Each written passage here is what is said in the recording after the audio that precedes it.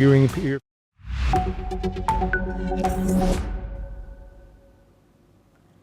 and welcome. I'm Asuma Katauka and you're watching World Report on NewsX World. Let's take a look at the top headlines of this hour. Trump pushes a U.S. peace plan for Ukraine, saying Zelensky must accept it as winter and casualties rise. Putin confirms receiving the plan and warns of more territorial gains if Kyiv refuses. Zelensky says Ukraine will work with the U.S. and Europe and welcomes any realistic proposal to end the war. European leaders react to the U.S. peace plan for Ukraine. EU's von der Leyen says Kyiv must decide its own future, while Germany's Merz and Trump discuss next steps at the advisor level. UK's Starmer says allies will review the plan at the G20, while UN's Guterres stresses any deal must respect Ukraine's territorial integrity. U.S. President Donald Trump and New York Mayor-elect Zohran Mamdani put aside months of public feuding in a warm White House meeting, trading praise and vowing to work together on crime and affordability in America's biggest city. They then showed appreciation of each other as they were able to move past their differences.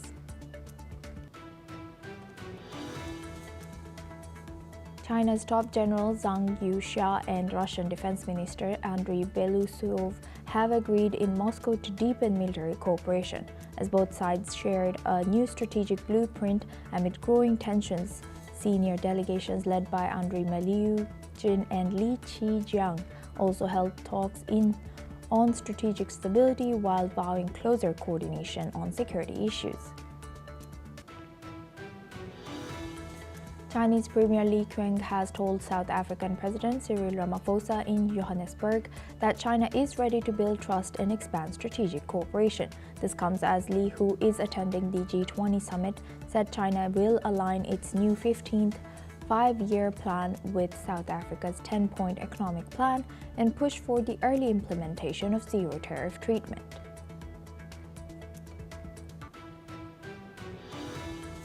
China and Vietnam have completed their 39th joint naval patrol in the Beibu Gulf, with two vessels from each side conducting security monitoring, information exchanges, and a coordinated search, as well as rescue drill. The patrol, part of a 2005 bilateral agreement, highlighted growing cooperation amid complex maritime conditions. Meanwhile, torrential rains and landslides in central Vietnam have killed 55 people and left 13 missing, with Dak Lak and Can Hoa provinces suffering the most devastation after rainfall toppled 1.9 meters in a week. The disaster has caused $341 million in economic damage, flooded 235,000 plus homes, and ruined 80,000 hectares of crops in one of Vietnam's key coffee as well as tourism region. A bipartisan group of U.S. House lawmakers led by Brian Fitzpatrick have moved to bypass Speaker Mike Johnson and force a vote requiring 218 signatures on a bill, imposing sweeping new sanctions on Russia, including 500% tariffs on countries buying Russian oil, gas, or uranium. The vote is expected after the Thanksgiving recess.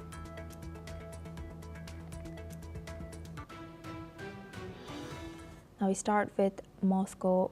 U.S. President Donald Trump has said that Ukrainian President Volodymyr Zelensky will have to like a U.S.-backed peace plan to halt Russia's invasion and ultimately approve it. Trump has also said that the approaching winter, the mounting death toll, and repeated attacks on Ukrainian energy plants underscored the urgency of ending the war. Let's listen into what President Donald Trump has shared.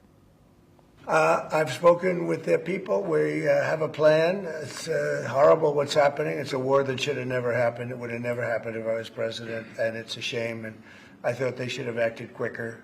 But it's a cold winter, and a lot of the you talk about utilities, but a lot of the big energy-producing plants have been under attack, to put it mildly, to put it nicely. Yeah, we have a way of getting peace, or we think we have a way of getting peace. He's going to have to approve it. Just so sad, so many people. You know, last month they lost 25,000 soldiers. This is something, we haven't seen anything like this since the Second World War. Meanwhile, U.S. officials say that President Donald Trump is working with both Ukraine and Russia to end the war as quickly as possible. As Vice President J.D. Vance has also stated in a social media post that any plan to end Russia and Ukraine's war should preserve Ukrainian sovereignty and be acceptable to both countries, but that it was a fantasy to think Ukraine could win if the U.S. just gave Kyiv more money or weapons or imposed more Russian sanctions. Meanwhile, in Moscow, Russian President Vladimir Putin says that a U.S. plan could lay the foundation for a Ukraine peace deal, confirming for the first time that Moscow had received a copy from the United States. Putin also threatened to seize more territory if Kyiv rejects the proposal, saying that the recent capture of Ukrainian city Kupiansk will inevitably be repeated in other key areas of the front line. Let's listen into what President Putin has shared. Полагаю, что и он может быть положен в основу окончательного мирного урегулирования.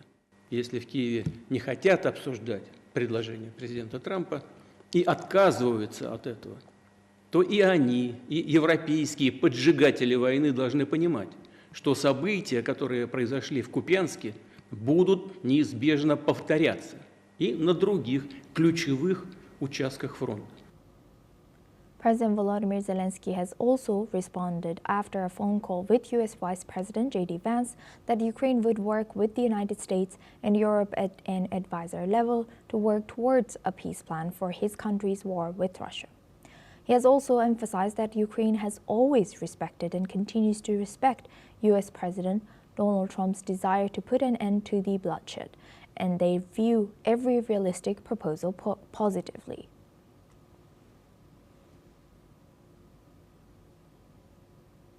Now for this discussion, we welcome retired Major General Sudhakarji. He's a senior geopolitical and strategic defense expert, joins us live from New Delhi. Thank you very much, Major General, for joining us again.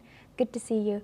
As you have mentioned and emphasized so many times with us and for our viewers that, this bloodshed has to come to an end. Do you think we are seeing some horizon for it, and do you think this U.S.-backed peace plan that Ukraine is expected to ultimately approve, including giving up some territory, how do you think this is going to affect the power balance between Washington, Moscow, and Kyiv? Good morning, Thank you. Asoma. Good morning. Thank you for inviting me this is a very important session, let me tell you. Yes. And I must compliment NewsX World to have selected the theme and focusing on a discussion. In your question, there are more than two subparts, but I'll take only two important subparts. The Yes. two important subparts is about the peace proposal to bring this mindless conflict of Russia-Ukraine war to an end. And the second one that you indicated is about the power balance, consequent power balance. The first thing is about the peace proposal. I'm glad that the leadership role is being played by United States in a most pragmatic manner. And as it is, the president of USA had made a commitment during his campaigning that he will bring the conflict to an end within 24 hours. Doesn't matter if it has not happened in 24 hours. At least he is one man who is channelizing all his effort and trying to marshal support from all concerned, all relevant and irrelevant stakeholders to bring this meaningless and mindless conflict to an end. But allow me to say a couple of issues in the peace proposal. His start point is that whatever land has been occupied by Russia, that has to be foregone by Ukraine. It's a great start point. It's a very pragmatic start point because the students of history would do well if they look back to Thucydide historical works. Thucydide philosophy always said that the strong do what they can and the weak suffer what they must. It's very important to realize that Ukraine armed forces or as an economy or as a nation does not stand anywhere before the erstwhile superpower which the legacy of which has been transferred or carried forward to Russia. It doesn't stand anywhere by prolonging the conflict unnecessarily. Therefore, to bring this conflict to an end, you have to reconcile with the Thucydide, the name of the conflict, if I recall correctly, Asoma, it is Peloponnesian War, which took place and which Thucydide has referred. And there is a great debate and also a discussion on the whole issue. They come to a conclusion that in today's 21st century, the power of a country is what matters. Morality and ethics, they have no relevance. So therefore, to bring some kind of prospective progress on the issue, I think it's a great start point. Second point is about the legitimacy of Zelensky. Doesn't matter, there are so many things which have happened in the world which have been illegitimate for a larger good cause of the world order, to bring in some kind of stability, reduce the geopolitical churn. If something has to be compromised and some innovative system has to be adopted, that must be. Zelensky, as on today, is not the president of, technically and legally speaking, he is not the president. Even if he is not the president, some kind of recognition or identity and an extension of his status unofficially, informally, is being applied for the sake of governance of the Ukraine. Third and most important point is, whatever the case may be, once the the proposal is agreed to, it has to be ratified in the parliament of Ukraine, which I'm sure with the intervention of United States, they definitely would put pressure and make sure that they navigate the complex process of ratification within Ukraine in a meaningful and conclusive manner. And last point is that once it is agreed, the peace proposal, ultimately it will boil down to some give and take. The give and take is a matter of, sitting across the table, talking it out, and bringing some kind of a practical, acceptable solutions to all the relevant stakeholders. But the central point would be, if you allow me to say, is that the current problem of Russia-Ukraine war has to be correctly identified. The current problem is the expansion of NATO, much against the commitment given by James Baker. He was the Secretary of State in one-on-one kind of a dialogue with Mikhail Gorbachev. If I respect my memory, 9th of February 1990, it is etched in golden letters.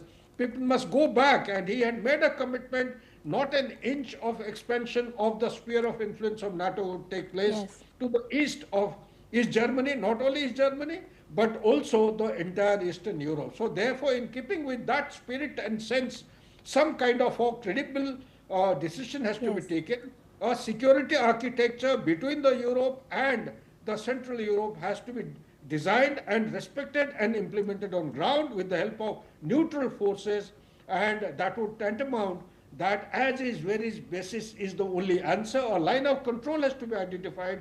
Neutral forces under the United Nations have to be enforced. They have to be given due entitlement of power and authority to ensure that whatever decisions are taken, they are implemented on the ground. Yes. Thank you very much, Major General. We'll come back to you. Please stay with us. Now we stay in this topic. Meanwhile, strong reactions are coming in from Europe over the reported U.S. peace plan for Ukraine. EU Commission President Ursula von der Leyen says Ukraine must have a central role in deciding its future, stressing nothing about Ukraine without Ukraine. She says European leaders will discuss the U.S. proposal today at the G20 in Johannesburg and again next week at the EU-AU meeting in Angola. Separately, German Chancellor Friedrich Merz has spoken with President Trump, saying they agreed on next steps at the advisors level and that he will brief European partners. Meanwhile, Britain's Prime Minister Keir Starmer says Kyiv's allies will meet on the sidelines of the G20 to examine the U.S. plan and explore ways to secure a full ceasefire.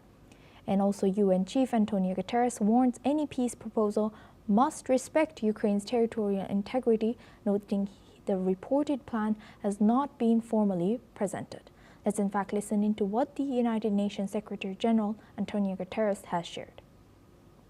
For us, as UN, the criteria of any peace plan are always based in the values of the Charter and international law.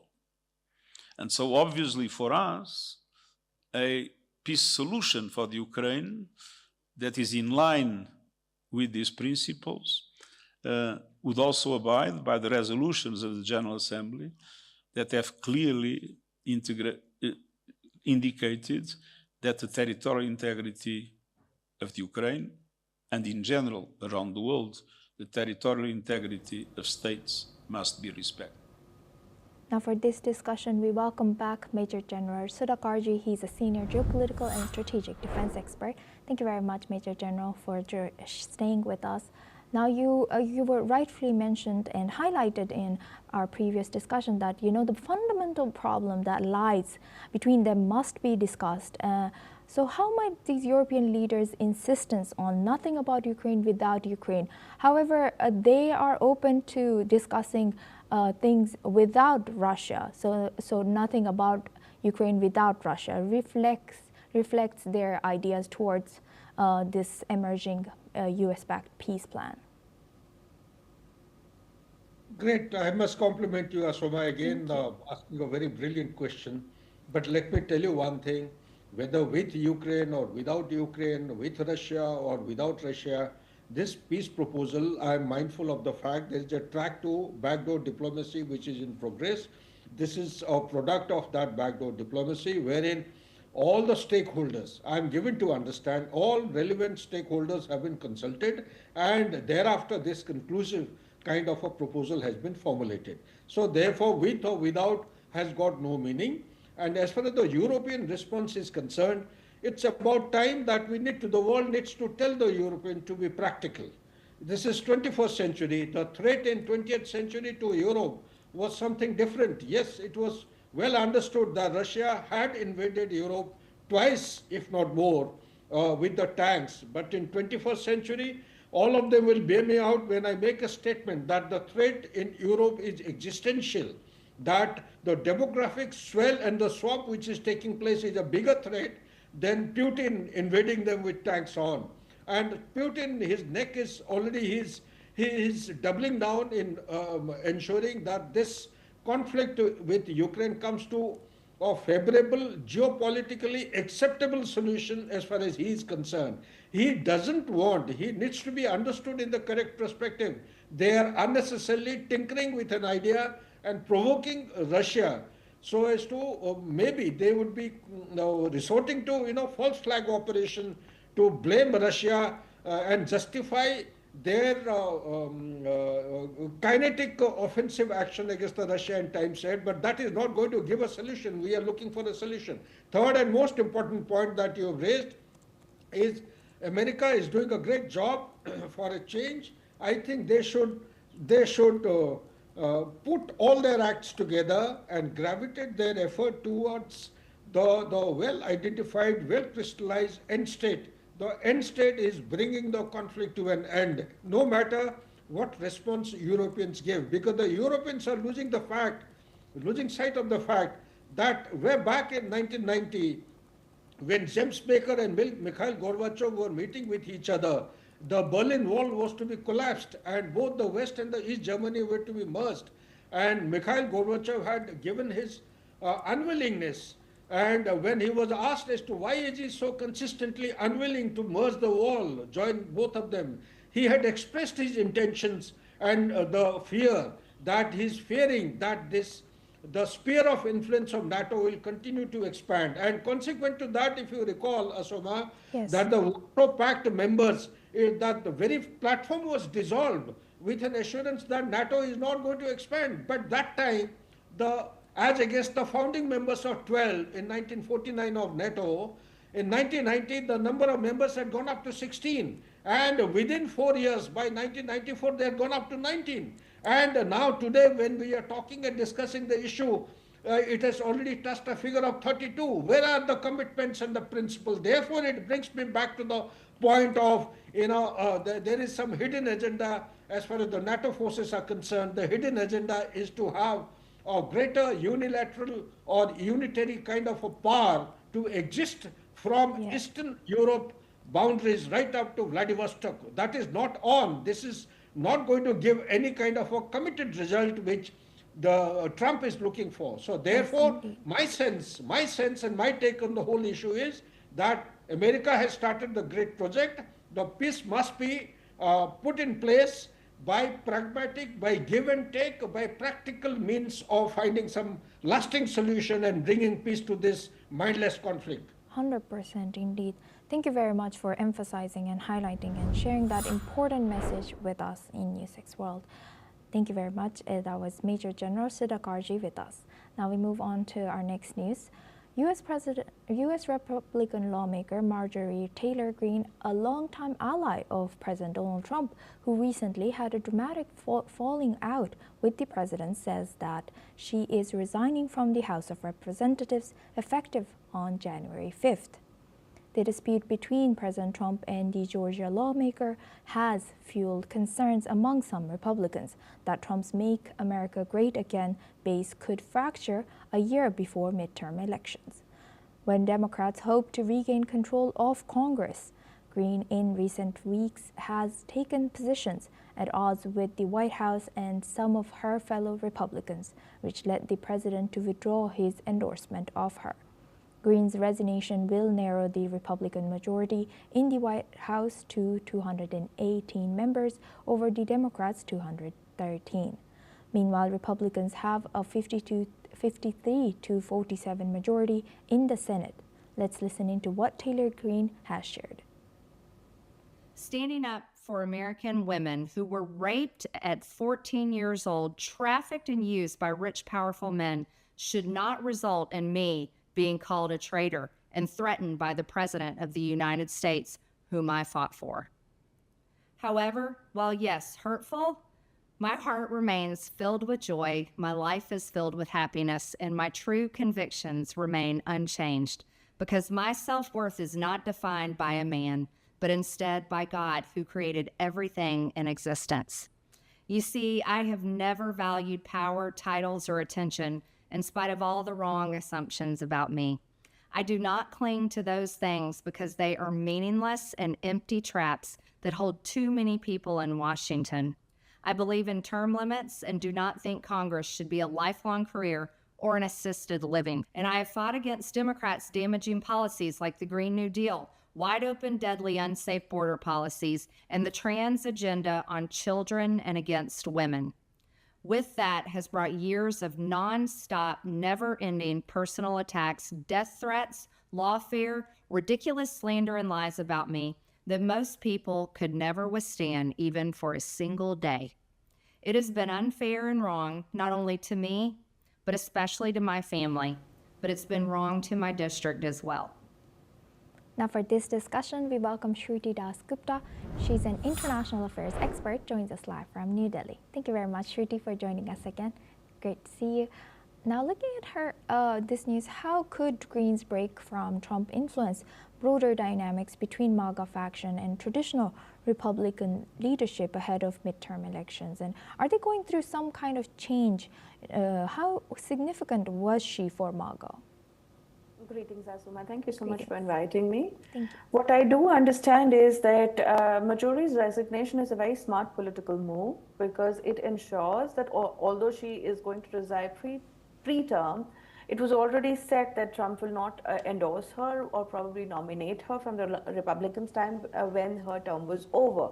So taking a self-determined break from the Republicans like this is to her benefit, because it will fracture the MAGA vote. People who, and I do believe a large part will vote for her because she's raised concerns of affordability, the Epstein files, two things which are very, very dear to the MAGA community.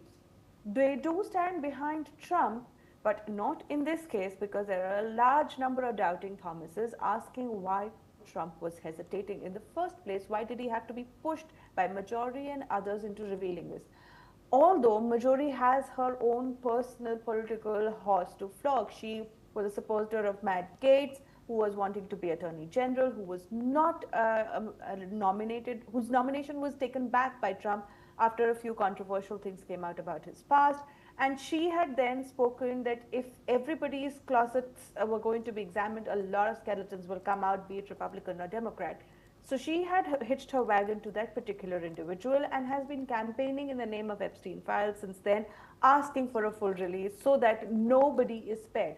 Of course, the way these files are going to be released, even though after the sign of President Trump, there is a clause that if there is an ongoing investigation, the full declaration is not going to be made public. And so there are a lot of people who are going to be spared the embarrassment of having their names displayed in full public view. But Marjorie herself has made a smart move. Now Democrats are hailing her as a fearless tigress, a fearless politician, and that she puts Americans first rather than be the MAGA community. So the Democrats are now hailing the person that Trump is calling a rhino, a Republican in name only. And so it is going to split the votes, probably benefit the Democratic nominee, because after her resignation within 30 days, they're going to have to hold an election on that place. And Democrats are definitely in a more positive place than Republicans in winning that particular seat now. Right. With that, I would like to thank Shruti Dasgupta for sharing that. Please stay with us as we stay in this region now. Now, U.S. President Donald Trump met New York City's mayoral-elect Zohran Mamdani in the Oval Office. Once billed as a political showdown, the meeting focused instead on shared priorities like housing, groceries, utilities, and the cost of living crisis. Trump repeatedly praised Mamdani, calling him capable and confident. He can be a really great mayor. Let's in fact listen into Trump's statements. But I just want to congratulate. I think you're going to have hopefully a really great mayor. The better he does, the happier I am, I will say. There's no difference in party. There's no difference in anything. And we're going to be helping him to make everybody's dream come true, having a strong and very safe New York. And congratulations, Mr. Mayor. Thank you, Mr. President. We had discussions on something. I'm not going to discuss what they were, but that I feel very confident that he can do a very good job. I think he is going to surprise some conservative people, actually. Meanwhile, Mamdani has described the meeting as productive and centered on a shared love for New York. The two also discussed lowering crime, federal immigration enforcement, and affordability initiatives, including rent freezes and universal childcare. Let's in fact listen into Mamdani's statements. I appreciated the meeting with the president, and as he said, it was a productive meeting focused on a place of shared admiration and love, which is New York City, and the need to deliver affordability to New Yorkers, the 8.5 million people who call our city their home, who are struggling to afford life in the most expensive city in the United States of America. Now we welcome back Shruti Dasgupta. She's an international affairs expert, joins us live from New Delhi. Thank you very much, Shruti, for staying with us. Now, looking at this, I was very surprised of their friendly interaction. And what are we to make of this interaction? Surprising for probably many people, given their past open criticism of each other. What's your analysis?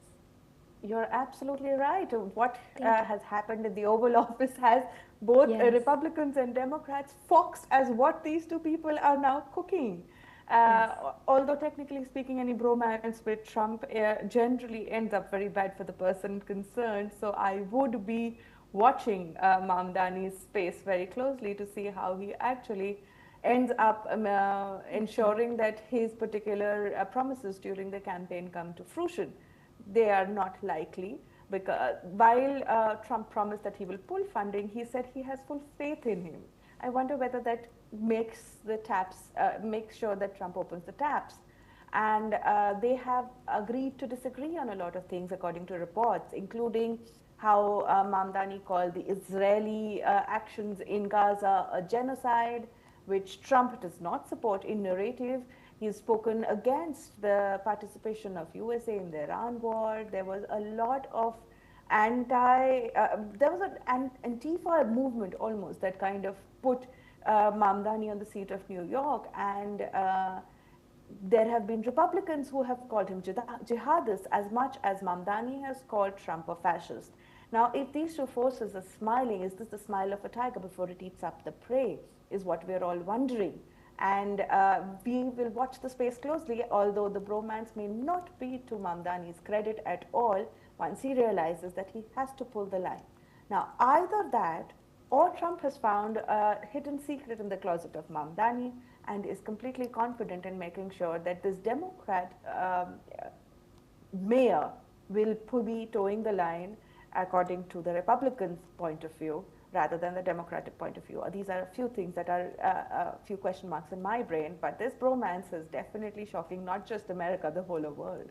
Yes, indeed, we will be eyeing this bromance. Thank you very much for highlighting that, Shruti Das Gupta, that she joined us and shared that insight throughout our news. Thank you very much. Now we move on and we stay in the region. US President Donald Trump has praised British Prime Minister Keir Starmer on Friday, calling him a good man despite highlighting the UK's energy and immigration challenges. President Trump has also confirmed he plans to sue the BBC for up to $5 billion, claiming a January 6, 2021 speech that was deceptively edited to suggest he called for violence. Let's in fact listen into what Trump has shared. Well, we get along very well with the Prime Minister. We made a deal with UK. I like him. He's a fine person. And, you know, I think they have some big energy problems. You know, they've got windmills all over the place. They're going to have to start using other methods because their energy is out of control. Talking about in the UK, it's out of control. And he's got that problem. He's got a big immigration problem, as you know, and he's got a big energy problem. And we talk about it. He's a good man. Prime Minister's a good man. Meanwhile, the BBC has apologized for the edit, but it says that it strongly disagrees that a defamation claim is valid. Now we stay in US. All 23 crew members have been safely evacuated from a burning ship at San Pedro Port in Los Angeles, US. The fire caused an explosion that disrupted power and crane operations, but no injuries have been reported. Hazardous materials have been identified in several bays, and firefighters are using protective gear and breathing equipment. More than 100 firefighters, along with port police, are working to suppress the blaze and ensure crew safety. Marine units continue cooling the ship's exterior while access below deck remains restricted. Now we move on to Asia. Vietnam's disaster agency has stated that the death toll from torrential rain, flooding and landslides in central Vietnam has now risen to 55 people, with 13 people still missing. The rainfall has exceeded 1.9 meters in some parts of central Vietnam over the past week, as the region is a major coffee production belt and home to popular beaches, but it is also prone to storms and floods. Nearly half of the fatalities were in Dak Lak province, where 27 people have passed away, while 14 people have died in Can Hoa province. The government has estimated that the flooding has costed around 8.98 trillion dong to the economy.